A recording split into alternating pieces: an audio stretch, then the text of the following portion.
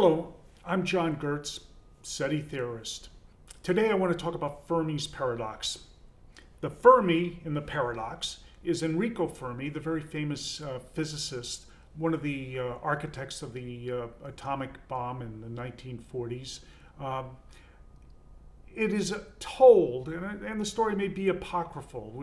There's some real doubt about the true nature of what exactly happened, but the way the story is told, that in the early in 1950, the late 40s and 1950, there was a lot of press about the new phenomenon of UFOs. There was a UFO that purportedly crashed in Roswell, New Mexico, and not too far from Los Alamos. And at the lunch, Fermi looked up at everybody and simply asked the question, where is everybody? By that, he meant, within the context of that discussion, was that if ET is out there, well, how come we don't find their spacecraft all over the place? And what he seemed to have meant is that space flight is not feasible, or may not be feasible. That's been taken to mean that SETI is a failure. But he couldn't have meant that, because the first SETI observations took place 10 years later in 1960. So he wasn't referring to SETI, he was talking about colonization of alien spacecraft. I don't like this term Fermi's paradox. First of all, because in its common usage, it's meant to explain why SETI observations have not to date succeeded. But that doesn't seem to be what he's talking about. So that was not an argument that Fermi was trying to make. So why call it Fermi's paradox? Moreover, it's not a paradox. I don't really understand why it would be called a paradox. Webster's dictionary defines a paradox as, quote, a statement that is seemingly contradictory or opposed to common sense and yet is perhaps true. I mean, it's a paradox to say that a particle such as an electron can also be a wave, but a particle can't be a wave, and yet it is a wave. Well, that's a true paradox.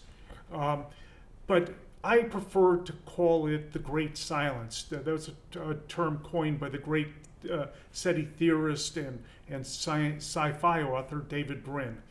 So let's call it the great silence.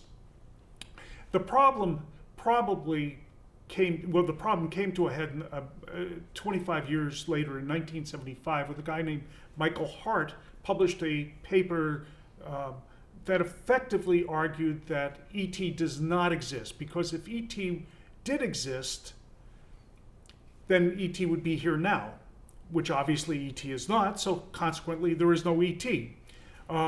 His argument was pretty simple. I mean, if ET left its home planet and sent a spacecraft in this direction and another spacecraft in that direction, and each one landed on a planet in another solar system, maybe took a few hundred years or 1,000 years to develop the civilization on that planet, and then built two more spacecraft and then sent them in two more directions. Now you've got four, and then if they then settled for a bit and then sent each one of those two more out, and so forth, you see exponential growth. It wouldn't take very long before the entire galaxy was saturated with these spacecraft. In fact, far less than the amount of time since the first ET civilization may have been established, which in a previous video I calculated to be something like 8 or 9 billion years ago. It might take something on the order of even just 50 million years, depending on what sort of parameters you plug into the equations, something like that, 50 million years to colonize the entire galaxy. And yet it's not apparently colonized. Hence the mystery. Well, there have been many, many solutions to this silence. An author by the name of Stephen Webb wrote a book listing 75 possible explanations, and his list is hardly exhaustive. But I'll give you some of my personal favorites right here and now. First of all, with regard to the diffusion problem, I've already devoted several videos to the notion and to the proposition that it can't be done. ET cannot escape its own planetary system, and certainly not with the kind of ease that would be necessary in order to populate and diffuse throughout the entire galaxy. So I'll invite you to look at that video for an explanation as to why it is that ET cannot simply colonize as easily as Michael Hart and others like him have assumed. But there are many other possible explanations, and I'm going to give you some of my favorites. First, the reason why we haven't succeeded may very well be that we haven't looked long enough, hard enough, or in the right way. Let me be a little clearer on this. Jules Hart, the famous SETI observer and theorist, made the point that is oftentimes been quoted, that admitting failure after looking at a glass full of water taken from the ocean in the search of fish would hardly allow one to conclude that there are no fish in the ocean. So you dip one glass of water, take one glass of water out of the ocean, no fish there? No, there can't be any fish in the ocean. That's a silly proposition. We all know that. Well, the same thing applies for SETI. We have looked at very few stars relative to the entire galaxy. We've only looked at this point, I would say roughly 1 million stars have been observed by SETI scientists, and only in certain frequencies, and only for 10 minutes at a time, and only using certain back-end search algorithms. And 1 million stars out of a galaxy of 400 billion stars or something thereabouts is a ridiculously small amount of stars. So it may be that we simply haven't looked long enough and hard enough. But particularly, we may not be looking in the right wavelengths.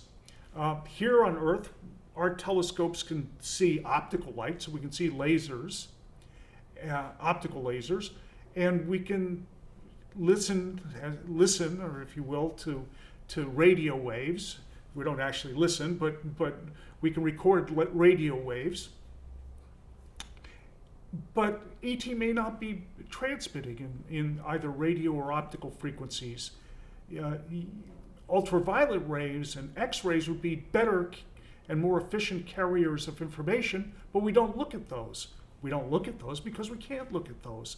The higher UV frequencies and X-rays don't penetrate our atmosphere. But ET may reason that why would it send radio waves instead of the more efficient ultraviolet or X-rays? Obviously, any civilization that was so primitive or so stupid as to put their telescopes at the bottom of a thick atmosphere instead of in outer space, or in our case on the far side of the moon, is not a civilization that we're even interested in talking with. So that may be a very simple solution to Fermi's so-called paradox, or the Great Silence. Another possible explanation is one that I favor. If those of you who have looked at my previous videos will know that I believe that ET has strung a series of communication nodes among all of the stars of the galaxy, or large numbers of them, such that one node and another node are communicating by means of very narrow lasers. Very simply, we're not in those communication pathways. To us, it looks silent. It's a little bit like being in a museum, and you know the security lasers that you might walk through if they were turned on. The same thing applies to garages when they close, or and other doors and mechanisms like that. Those narrow lasers, if you're not in them, you don't see them. If you're not standing there in the pathway. And we're simply not in the pathway. We're not in the pathway for logistical reasons because the two nodes simply don't line up with us in the middle, and for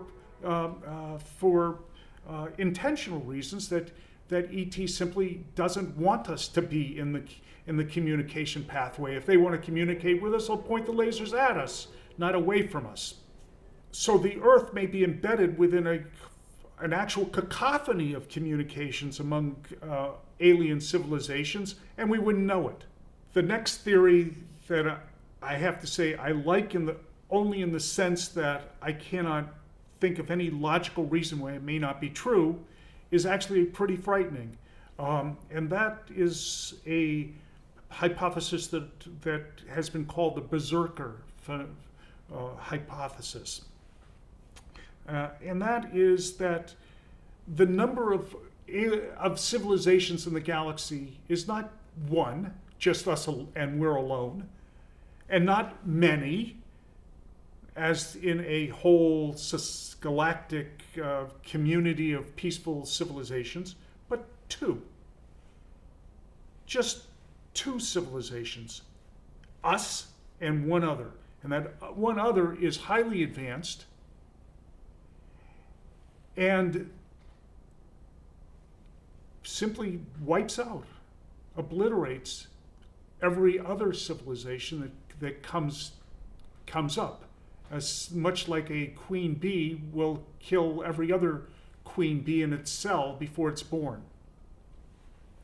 That essentially that civilization has gone berserk and may not, and is in all likelihood is not a civilization of beings, but a civilization of artificial beings, not squishy beings like ourselves, but alien, a civilization of alien probes that simply is under the instruction to kill every other civilization that arises. So the time may come when our astronomers see a comet coming towards us. Bad luck. But as the United Nations meets to decide what to do after the comet impacts Earth and how maybe to save parts of the Earth and some population underground and survive and so forth, the astronomers see a second one coming towards us. Now that's not luck anymore. And then a third one, and a fourth one, and a fifth one, and so forth. Unfortunately, I'm sorry to leave you on this negative note, but I can't think of any reason why this might be the true explanation for the Great Silence. Anyway, on that note, I'm going to say goodbye for now. I'm John Gertz. You can see more about myself and find links to my peer-reviewed published papers at johngertz.com. Until next time.